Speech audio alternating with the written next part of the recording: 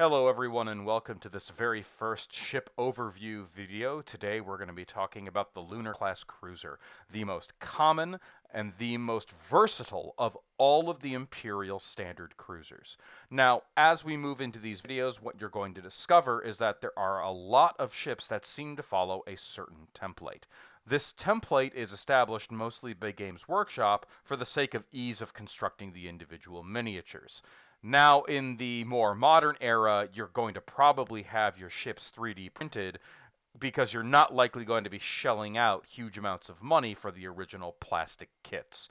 So, I'm going to give some advice on the construction, but realize that if you're getting your ships from Soulforge Studios or Battlefleet Galaxy, there's not going to be as much direct construction as there would have been almost a decade or more ago.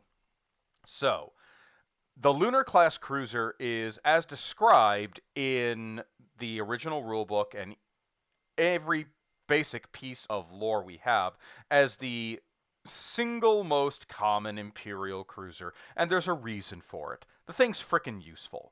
The Imperial Lunar class cruiser is your basic bitch guardsman of the Imperial Navy because there's going to be a lot of them. You're going to find yourself using them a great deal. You're going to find that they are the most flexible ship that you really have the choice of taking in its points and weight class, and they can do almost anything that you want them to do. First things first, recognize that it is a basic cruiser, which means in the Imperial Navy sense, its weapon systems are very short range, capped out at 30 centimeters.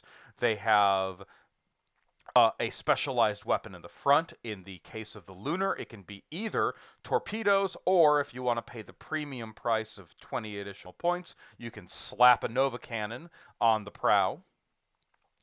And it has the standard cruiser status block of 8 hits, 20 centimeter movement, 45-degree turn, 2 shields, 6 up front armor and 5 up side and rear armor, and 2 turrets. Basically, every standard cruiser, aside from the Dominator, has this same stat block, the Dominator having 3 turrets instead of 2. Now, when you look at the weapon profile, what you're probably first going to notice is that these numbers are not particularly large. If you're going to try and take a vessel on 1v1, you're going to find yourself not doing a lot of damage unless you approach with your prow torpedoes, or if you upgrade to the Nova Cannon, you sit back at the edge of the board and just lob bombs across the table. And that is ultimately the purpose of this vessel.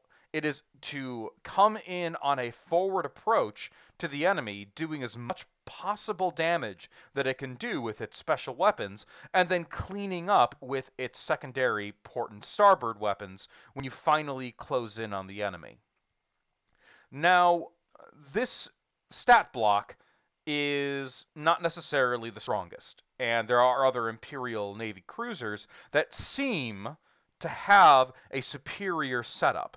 But in reality, one must realize that a Lunar class cruiser really is not meant to be functioning on its own. And in fact, very few Imperial cruisers function well independently.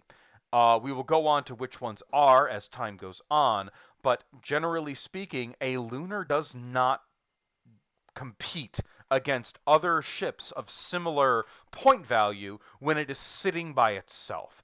The best thing that you can do for a Lunar, if you really want to make it shine, is have it squadroned with another Lunar, which effectively doubles the firepower effect when you get into those short ranges, and your forward bombardment possibilities really begin to shine even greater, because a strength 6 torpedo may, if you're really lucky, cause a couple of points of damage to your target, or if you're super lucky, actually cause them to be crippled.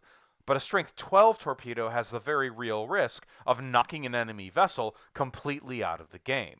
The same goes for, a strength 6 weapons battery may knock a shield off here and there, but a strength 12 will easily knock down an enemy's shield even if they have astoundingly good armor, leaving them open to the bombardment from the lances that come afterwards.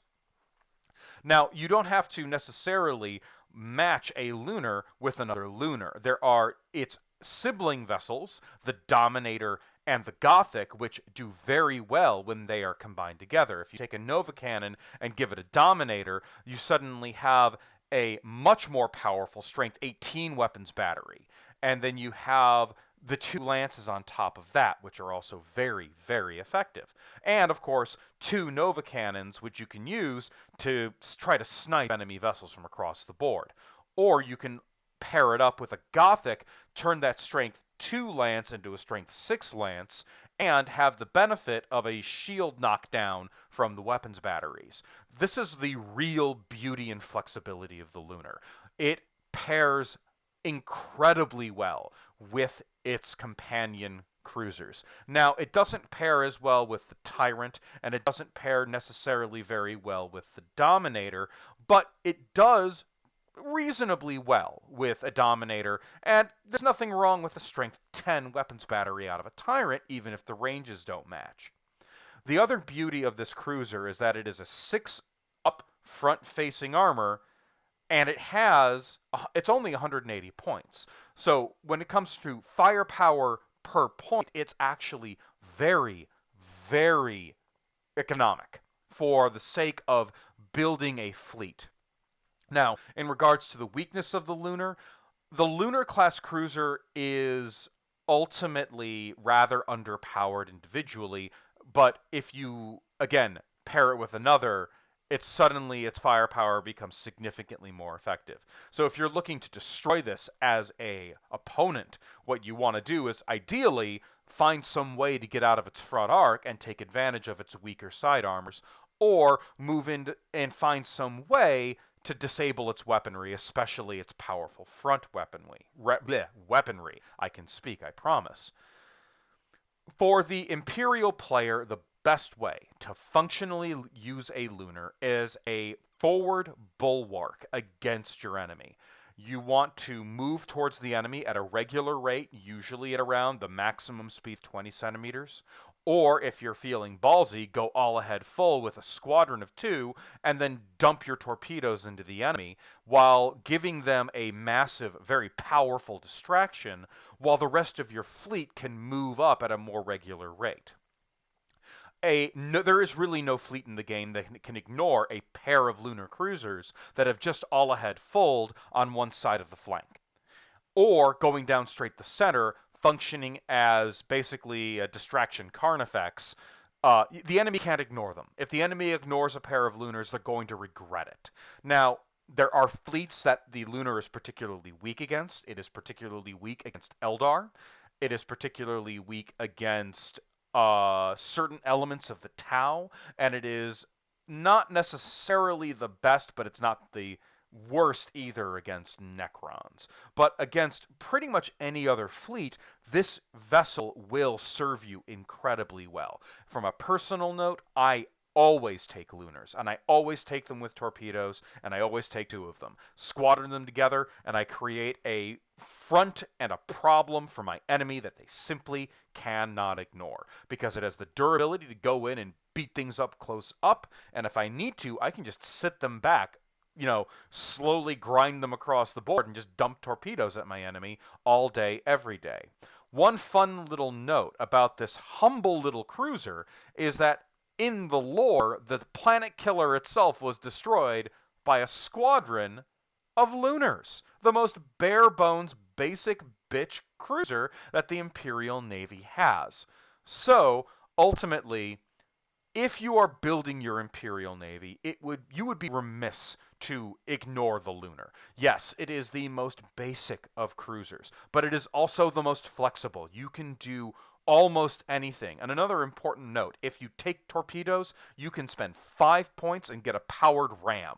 And trust me when I say this, the Imperial Navy is just as good as orcs are when it comes to ramming things. You give them a powered ram that is 1 instant point of damage to an enemy vessel, plus you have a 6-up armored prow to help defend you against the countering ram. So I cannot stress this enough. The Lunar class cruiser is one of the most flexible, one of the most durable, and one of the most useful vessels in the Imperial Navy, and it is universal across every single Imperial Navy fleet. No fleet does not have the Lunar. So basically, the Imperial Navy has given you the greatest multi-tool of them all. I expect you to use them. Thank you all for watching this video, and I hope to see you all again soon.